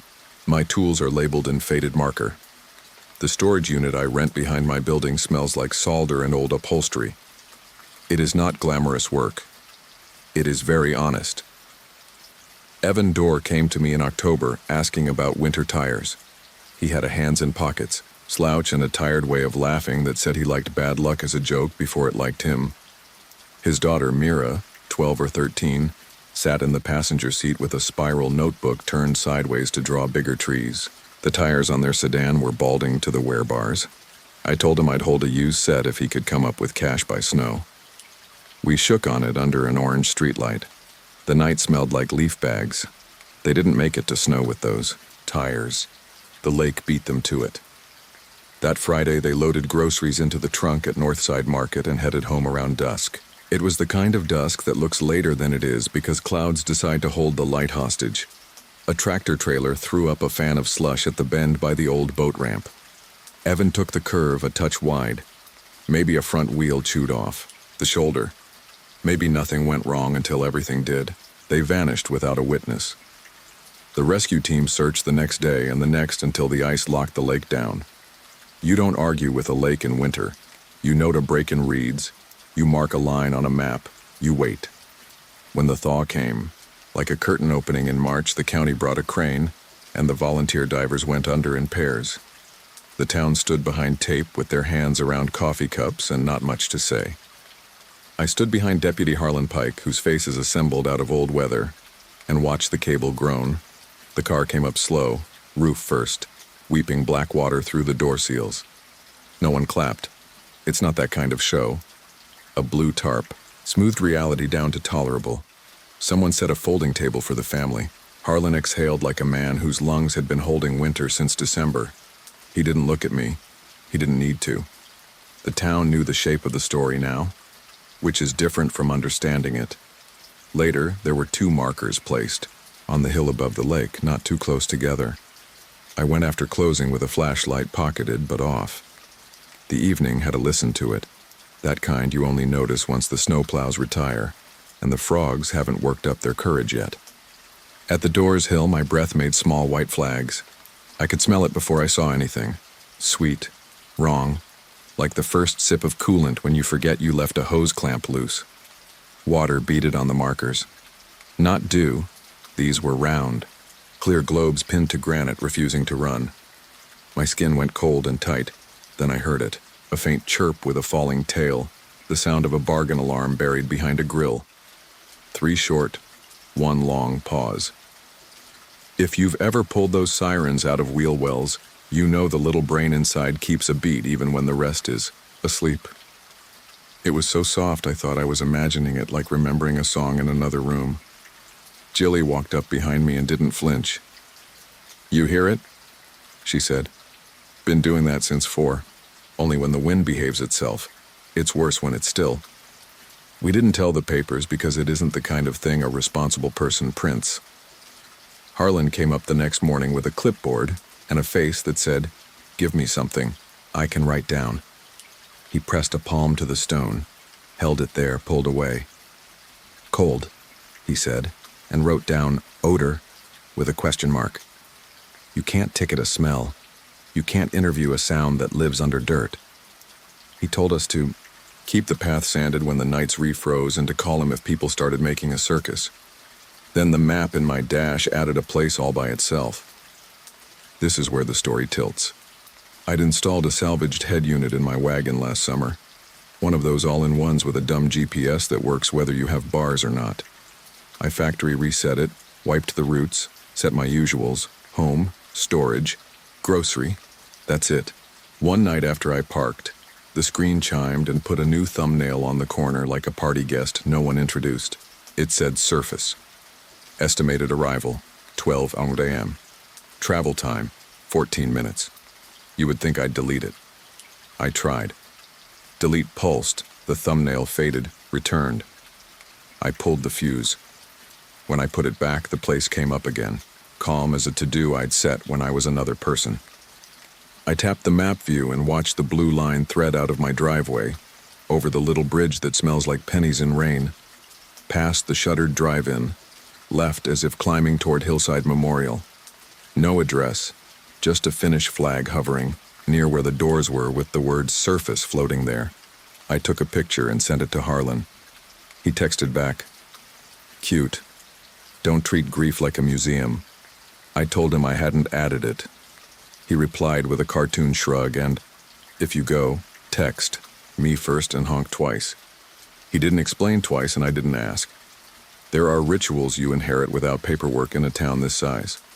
That night, I pulled the unit's harness and left it face down on my kitchen table under a dish towel, like a bird I didn't trust not to wake and fly around the room. I didn't leave at 11:46. I tell you this because I don't want to be the kind of narrator who seems to want trouble. I left at 11:50 because my hands get fidgety when I forbid them. The streets shone with that false dry ice leaves on asphalt when the temperature wobbles. At the roundabout, there was no one to yield to, but I yielded anyway out of habit, and it felt like nodding to an empty chair. The iron cemetery gate clanked, the way a chain link sound can travel through your teeth. I honked twice because Harlan asked, and because doing what you're told sometimes feels like insurance. I parked with the headlights pointing at trees to keep the stones out of the beam. The clock turned 12:00, and the unit road arrived as if a machine could be glad to see me. The air took on that sweetness. I stepped out, and the chirp came in. Clear, 3 short, a long pause, like a wristwatch on a sleeping person's arm. Water was already beating on Mira's marker, fat as glass beads on fishing line. I set my palm on the ground because curiosity has its own muscle memory. The earth said liquid the way a waterbed says it without the slosh, just a resistance that isn't dirt. I took my hand away fast and the cold stayed in my skin. I wasn't going to dig, even thinking it felt like a trespass. I set my phone beside the marker and hit record. If I told Harlan I heard something, I wanted to hand him more than adjectives. The chirp kept time. Somewhere a small animal stepped on crusted snow and revised its plan. "Don't," Harlan said behind me, as if reading a thought I'd been embarrassed to finish. He kept his flashlight pointed at his boots.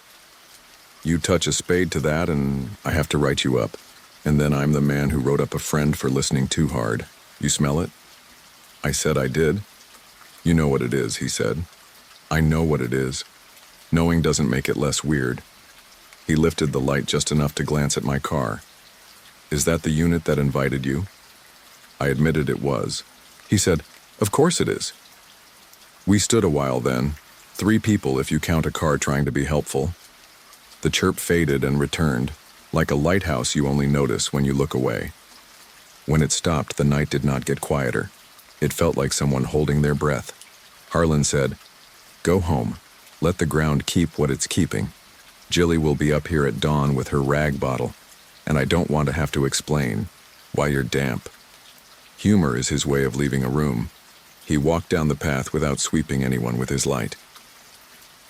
I drove the long way around the lake because I wanted the water on my left where I could watch it. The ice made a bass note once, and I felt it in my steering column. Back home, I pulled the fuse again like a man who thinks he's changing his habits when he's just rearranging furniture. I washed my hands hot and watched the slick I couldn't see anymore go away anyway. I slept a kind of sleep that keeps one corner of the mind propped open like a door in summer with a shoe, in case someone wants in. By the time the map chimed again, I had almost convinced myself I'd imagined the first invitation. But there, it was, surface with the little bell icon I hadn't seen, a subscription to my own bad ideas. ETA, 12 a.m., frequency, nightly. I disabled notifications. The switch slid to off, then slipped back to on by itself like a neat magician's trick. I turned the whole unit off. After a minute, the screen brightened softly on its own and showed me a new entry. Surface, Mira. Under it, grayed out, surface, Evan. I didn't touch anything. I also didn't tell Harlan because I didn't know how without becoming the kind of story people pass on with a smile they think you can't see. The next calm night, I went again. I honked twice at the gate because that's how beginners acknowledge rules. The chirp was louder before I reached the hill, as if the air had figured out how to carry it. The smell sat low. Beads had formed on the stone faces and held, little magnifying glasses without anything to magnify but names and dates. Midnight came and passed. The chirp changed modes like those alarms do when they think they've been ignored. Rising, falling, stubborn, a tired siren trying to rouse an empty room. Then it stopped exactly the way a hand leaves a shoulder. The sweetness in the air thinned as if something had taken a breath and decided to wait. I took one step forward and my boot read liquid again through the hard topsoil. I saw nothing. That was the worst of it. Nothing to photograph. Only a body sense refusing reason, but the invitations kept arriving. They learned my calendar. They started showing up as alerts on my phone, which is old and careful and owns no space for strangers. Surface tonight? 12 a.m. Options: dismiss, open map. I'd dismiss. It would return. Once the phone powered itself back on after I shut it down, an act I would have blamed on age if not for the timing. I started leaving the head unit on the table with the towel over it again, like a pet the landlord doesn't allow. The towel did nothing. I kept circling the question of timing, the way your tongue finds a nick on a tooth. Midnight felt theatrical. Yes, but also like a clock the town set. Plows change shifts then, the bakery starts its mixers, the freight noses the bridge at that minute most nights. Maybe that was enough to make anything seem scheduled. Or maybe machines like company, even dumb ones, and the unit wanted to be near working hearts. Either way, it left me with a warning. Don't make this into a job just because it keeps clocking in. That night I tried being good. I left the car keys on the hook. I put my phone in the freezer compartment above the fridge because I'd read somewhere that the cold slows batteries, and I wanted an excuse not to check anything. I turned the foire TV onto a show that uses too many pauses and ate noodles out of a skillet. It almost worked. Then the microwave clock blinked 11:58 and I got up as if someone had called my name from the hall, and I had always been the sort of person who answers a hall call. The gate sounded like it remembered me. The hill smelled like the inside of a radiator hose and an empty church. Beads already clung to the stones. I stayed 10 feet back out of respect, the way you do when you find a person crying who doesn't want company, but also doesn't want to be alone. The dash clock rolled over. The air didn't change. The awareness of it did, like a picture taken from a tripod shifting gear. I heard the chirp, and under it something softer, a cough of an engine that almost thought about starting. I don't know if it was mechanical or my head. There are limits. But my body believed it enough to make my hand rise without asking permission. Palm forward like a man handling a skittish dog. Okay, I said to the ground. Okay. I didn't touch anything. I kept my palm there as if it could read pressure and wrote a note to my future self, the one who would have to explain why this happened to him and not to someone more qualified. You fix small machines. Sometimes they fix you back. When I got home, the head unit offered me a gift. The surface entry had multiplied. Surface, Mira sat bold. Below it, the gray one had shifted to surface, Evan with a plus sign like it was waiting on my permission. Under both, a line. Add favorite? As if turning them into a saved place could make the world easier to navigate. I didn't touch anything. I turned the key off. The screen stayed on for a count of 5 and then dimmed itself the way a living thing chooses sleep. If the story wants a lesson, I don't have one yet. I'm telling it while it's still happening, before anyone carves the moral.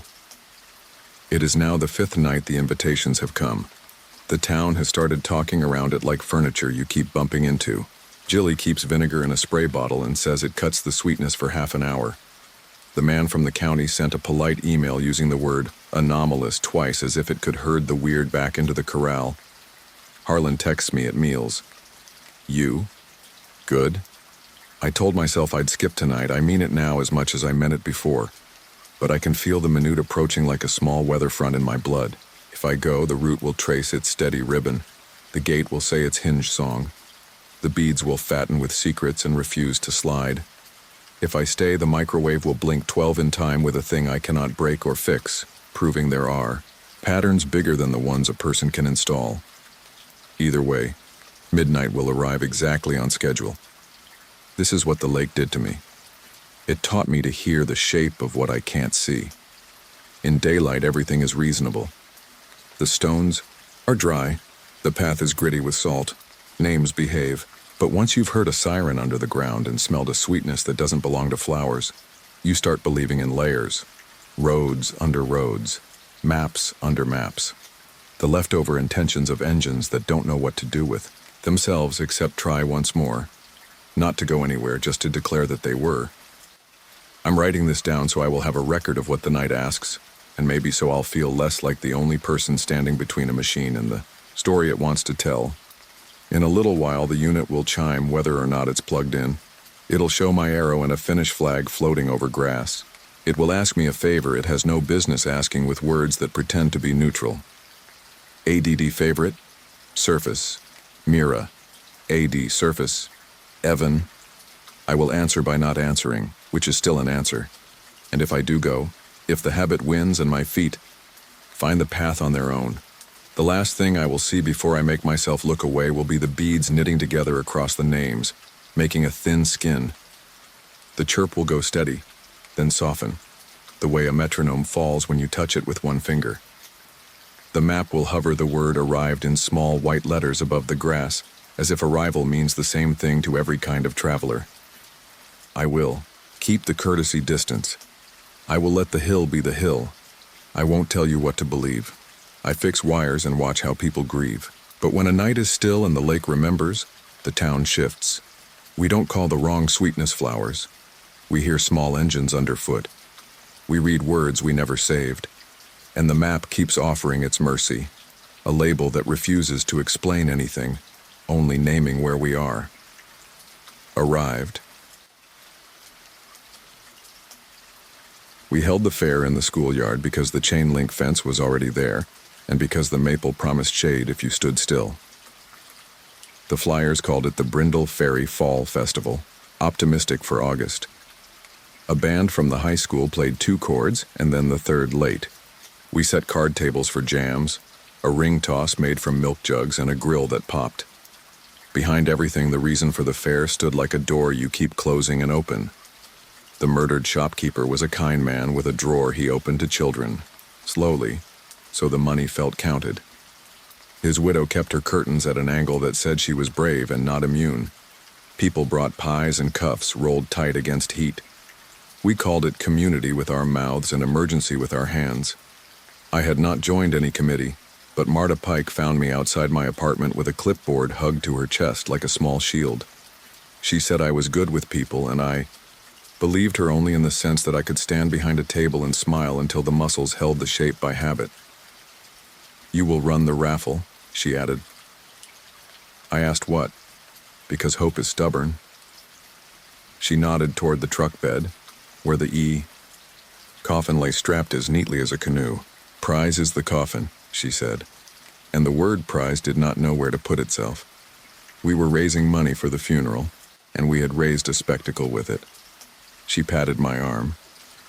It is what people will pay for, she said. Trying matters. We put the raffle table under the maple where the air moved. I set a coffee can for bills, a stack of tear-off tickets, and the shoebox we used as the drum. Marta's church friend had lettered a sign. $5 a chance in paint, so thick it left ridges like frost. The undertaker, Hob, arrived with the coffin and a small box of sawdust he offered as a courtesy to the nose. He checked the level of the sawhorses and patted the lid as a man pats a patient animal. Standard size, he said, without looking at anyone, which made it worse. He smelled faintly of starch and old hymnals. He stood near but not touching, the way some people stand near creeks. Luz from the post office bought the first ticket and rolled her eyes while she did it. I thought it would be a quilt or a ham, she said, then smiled in apology for the complaint. Anyway, somebody needs it. Might as well make a game of it. Her handwriting was block neat, each letter squared as if built from lumber. She folded the slip and dropped it in the shoebox wrapped in paper printed with leaves. People drop their kindnesses into boxes every day. The sound they make going in is almost nothing.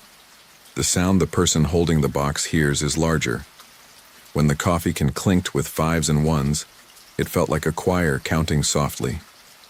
By noon, the air had turned slick. Children with tiger faces ran until the stripes went to puddles. The church sold pies. The farmers' co-op raffled firewood, and nobody made eye contact because needing heat is private. I watched the shoebox grow heavier in a way that was not money. I lifted the lid to stir the tickets, and cool rose from the paper like a cellar door opening. Damp clung to the inside in a faint tide line. When I shook the stack, a few slips kissed together and separated reluctantly. The smell was not sweat. It was earth with its breath held. I closed the lid and wiped my fingers on my jeans. Nobody noticed. Or they noticed and filed it in the drawer where we keep the things we permit ourselves to ignore. Marta asked me to make an announcement around mid-afternoon. I stood on the wooden step of a portable classroom and cupped my hands. Last call. For raffle tickets, I called, and it sounded like school anyway. Drawing at 5. Children booed because 5 was baths. When I came down, I bought a ticket myself because people asked, and because saying no felt like declaring I believed I was immune to ending. I wrote my name and number and folded the paper once. It felt heavier after I did it. I set it on the pile and the pile yielded and then rose. I told myself paper does that. I told myself plenty of things and believed the ones that helped me count change. That night I dreamed the cemetery path. I did not know that other people were seeing it too. The moon pushed through thin cloud like an eye behind watered glass. Brindleferry's cemetery is a hill and a fence and a willow that leaks its music. In the dream, my steps followed the mown strip like a habit. My fingers skimmed stones without reading, registering texture instead. The delicate grit of lichen, marble's slippery chill, granite's honest bite. Somewhere the creek made a small noise that could have been a throat clearing. A new plot waited partway down the hill with a board laid across it so feet would not step wrong. The grass at the edges looked recently pressed. I woke with my heart, in a room ahead of me and the taste of cold iron. The dream closed its door behind me like a store at noon. Before the post office opened, Luce came by and held up her hands. Dirt half-moons cupped her nails. "I washed," she said, unconvinced of her own defense. "It stays." I told her I had dreamed a path. She nodded like sharing a cold. "Me too," she said. We did not exchange details. It felt like trading toothbrushes. Ian stopped with coffee and the careful brightness of a man whose little boy is with his ex this week. He did not mention dirt, but he kept his hands in his pockets like he did not trust them. We did normal deeds with careful attention. Normal is a bridge we cross slowly when a thing in the water below us asks for our name. At lunch, I opened the shoebox to stir again and found sameness gathering. The top layer still showed a sampling of the town. Hearts over eyes, lines that leaned, stout capitals that looked like little barns. Deeper in, the same names repeated. Luz, Ian, mine. Hobbs' printed name with undertaker neatness. Marta, written on a church address label she could not stop herself from using. When I lifted a handful, those names stuck to my palm with the eagerness of a thick leaf. I shook them off, and they clung again. I told myself again about damp and weight, and coincidence. Coincidence is a very willing helper if you let it feel useful. I set the lid and did not look at Hobb, who was polishing the brass in small circles that meant he had been thinking longer than we had. By 5, the sky had gone pewter, and the crowd made a ring around the sawhorses. Marta brought the bell they use for the rescue squad meat raffle. It sounded like a drawer of silverware being shaken for luck. She thanked everyone and said we had done a good thing, which I understood to mean that we had behaved publicly. I brought the shoebox forward. It was heavier than it looked. A girl in a denim dress reached in and stirred as though she knew a recipe. When she drew a slip, she wiped her fingers on her skirt, quick and guilty. Marta read the name and paused, with it like a note you hold to listen, whether it is in tune. Ian Callow, she said finally, and the circle clapped in the way a circle does when it hopes approval will catch. Ian smiled because he knows how to treat a crowd like a living room. He shook Hobbs' hand and touched the coffin like it was a novelty at a county museum. "I do not know where I would keep it," he joked, and the laughter came again, this time a little wild. Hobb lifted the lid. The silk inside was pale and patient. The smell in the air shifted, not sawdust now, but something bookish and closed. Ian leaned in, then leaned back. The smile left him with the totality of a light turned off at the far end of a hall. "No," he said softly and then louder. "No, I will not take it." The word "not" landed like a small square of metal, exact and hard. Marta did not have a rule for that, so she reached for one. "Winner takes prize," she said, but her voice made it a question. Ian took my forearm, which startled me because in our town touching is for emergencies. His hand was cold and careful. "It is already made for someone," he said, mostly to me. Sheriff Decker asked what that meant, annoyed at language behaving like fog. "Draw again," Ian said. "Please." His please sounded like the tap, before a hammer knows its job. Marta looked to the sheriff and he widened his hands, the legal equivalent of shrug. She reached in and brought up the next slip. Luz's name came next. She stepped forward and tried to look small, then gave up and stood her full height. She looked into the coffin, and her mouth moved without sound, chewing a prayer into shape. "No," she said, and the words slid through the crowd like a cold current. Marta took the lid off the shoebox again, and we all saw it. The same names clinging together in damp knots while others drifted like unlabeled jars on a pantry shelf. I knew then that the box had started keeping a short list. We drew again. When Marta read my name, she did not look at the paper first. She looked at me, and I knew the shape of the word before she spoke it. I heard the bell ring again because her hand forgot to stop. Applause pattered and died. Hob congratulated me with an apology stitched to the end of the word. I said I did not need it, and could we please choose someone else, as if kindness could be redistributed like change.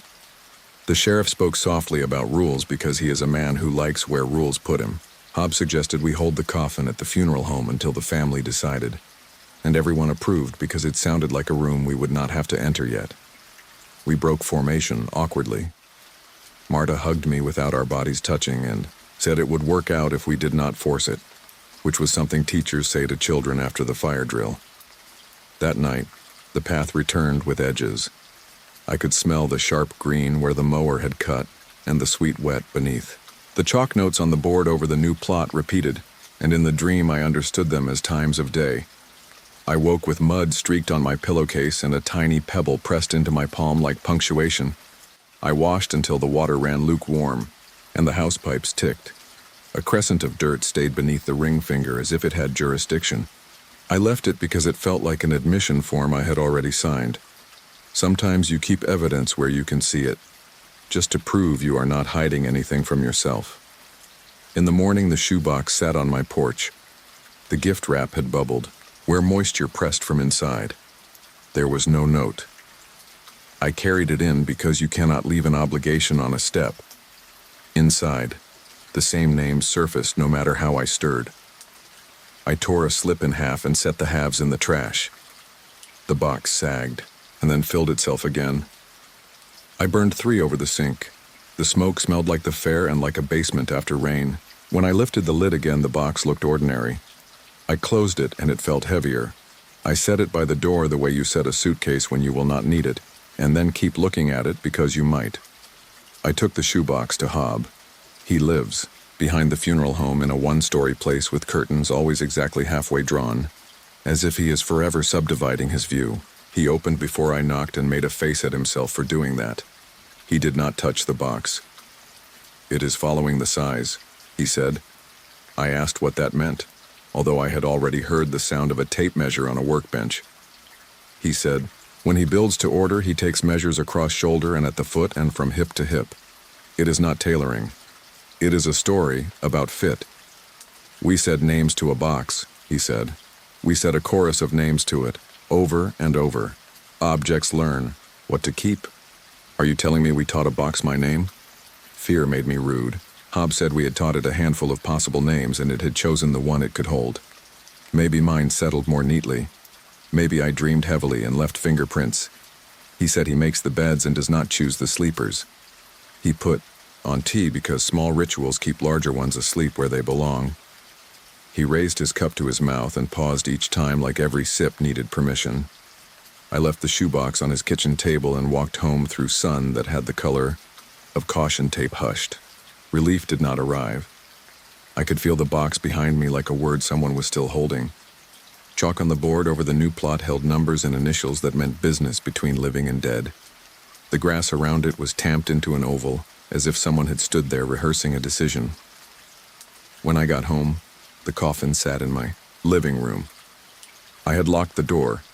The hinges had made no song. It rested on 2 sawhorses I do not own. The brass plate on the lid shone hungrily. Up close, I saw faint guidelines laid across it the way a teacher ghosts letters for a child, to trace. The month and the day did not appear, but the spaces where they would go had a certainty that felt like when a drawer closes itself the last inch. Ian knocked at dusk and came in because friendship is the ongoing answer to a question you have stopped asking. He looked at the coffin and nodded as you nod at a neighbor's dog, cautious and courteous. "We should take it back," he said. I asked back where.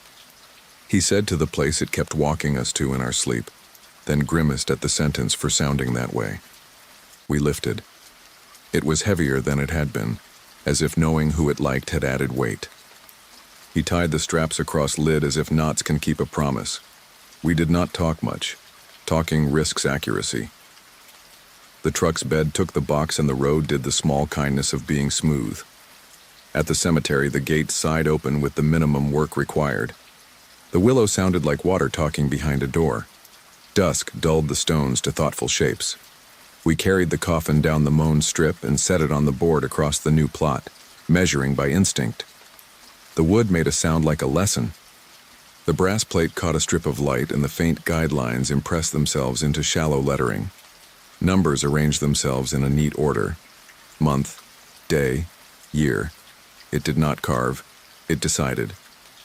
My mouth went dry in a domestic way, the way your mouth goes dry when the phone rings at a bad hour and you do not answer. Ian said, "We could refuse it, the way you refuse dessert because you do not want to look greedy." He said refusal is not nothing. Sometimes it escorts a thing to the door and lets it stand. He worked the corner of the plate with his pocket knife. The plate did not want to come. We considered fire and decided it would only teach the box to find me smoky. We lifted the lid and looked in. The silk had a faint depression where shoulders would go, where heels might rest if a person were unsure how to arrange hands. I reached, to touch and stopped short the way you do when a sleeping child turns and you are not their parent. The smell was not death. It was patience. I said I would not. Saying it felt like laying a plank across water. We carried the coffin back to the truck and returned it to Hob. He met us at the door without surprise. We set the box on sawhorses in the preparation room where light hums and tile floors announced themselves as easy to wipe. He poured something brown into paper cups. It smelled like polished furniture and one childhood mistake. He said it wanted the place it wanted, but it was not in charge of us. We stayed until late, and when sleep took turns with waking, I dreamed the path again, but noon bright, with the board moved aside and the brass plate blank and the dirt itself lifting words that later forgot to stay. Dawn arrived sideways. The fluorescent tube stuttered and warmed. A white sheet lay over the coffin and moved in a straight line, as if a draft had learned direction. Hob removed it. The brass plate showed my birth date with a shallow certainty. The silk inside held a cool, polite outline. Nothing hissed or insisted. The quiet performed the pressure. Hob cleared his throat and said the size fits whether I am near it or not. I told him I would not, and left before the room thought to answer back. Outside, the town's one traffic light blinked toward morning. I walked home and washed my hands until the skin around the nails took offense. The crescent under the ring finger held. At dusk, I went to the cemetery without a promise for why. The path was only a path. The board had been moved aside. Grass showed tamped marks of feet that could have been children playing chase. I knelt by the mound and pressed a thumb into the damp where the dirt had settled, because we sometimes need to mark the evidence that we were here, even if the mark is private and will be gone by noon. Something rattled at the gate, and I turned. A figure stood there, familiar and not. Distance put a mask on their face. The person raised a hand and made a smoothing motion, as if calming an animal or a rumor. In the last of the light I saw a palm-sized gleam, brass catching evening like. A coin catches luck. The hand pocketed. I opened my mouth to ask who was there and my name came out instead, a reflex like coughing. The figure turned a little as if to listen farther away. The gate creaked and the person stepped back. Twilight reorganized the shapes I knew and the shapes I did not. I stayed kneeling until my knees went wet and the willow whispered in its underwater voice practicing a name. When I finally stood, street light on Halberd Road blinked twice and chose to hold. I put my hands in my pockets and felt nothing where a curved sliver might have been, and felt everything where my hands were. I walked home by the long way because the long way is courteous, and because the long way felt recently measured. I'd booked the place on a whim, the way people do when they're more tired than cautious. The photos on the listing showed a one-bedroom apartment tucked against a slope, half buried, its back wall pressed up against the old town cemetery. I told myself the price explained the odd location. Rustic charm, the host had written. Unique wine cellar atmosphere. I'd laughed at that. Cellar atmosphere, indeed. When I arrived, the sun was still out, a thin yellow light hitting the headstones through the trees. The cemetery wasn't large, maybe 20 or 30 graves in crooked rows, the dates on some so worn they looked like eroded driftwood. The apartment door opened right below them, set into a stone wall with a wooden lintel. Cold air spilled out as I pushed inside. The host wasn't around. He'd left the keys in a lockbox. The place smelled of damp stone and something sweet, faintly sour underneath. A corkboard by the door held slips of paper with handwritten, "Welcome," notes from previous guests. Odd ones, too. Things like room was cold. Wine was sweet. Another reads simply, "She asked me my name in the night." I stared at it a moment before deciding they were jokes. Dark humor from people who liked the novelty of sleeping beside graves. The kitchen shelf held 3 bottles of wine with plain white labels. The glass looked dusty but not ancient. Each cork had a name pressed into the top. Family names that rang faintly familiar, like they belonged to this town. I didn't touch them that first night. I unpacked, set my bag in the corner, and told myself not to think about the silence from the cemetery just outside the window. At midnight, the cold woke me. Not ordinary chill. This was cellar cold, wet cold, the kind that rises from stone. I pulled the blanket tighter, but my breath still plumed. From the kitchenette came the faintest pop, like a cork easing free. I sat up, listening, but the sound didn't repeat. The next morning, when I stepped outside, I saw something scattered in the grass near the family plot closest to the apartment. Corks, 6, lying in the dew, each stamped with names: Rummel, Karras, Dondry. They were softened, waterlogged, as though they'd been lying there a long time. A woman tending flowers at the far end of the cemetery noticed me staring. She shuffled closer, an old woman in a sun hat, face as creased as the stone markers. "You're staying in the tasting room?" she asked. No greeting. "I guess so." "The Airbnb?"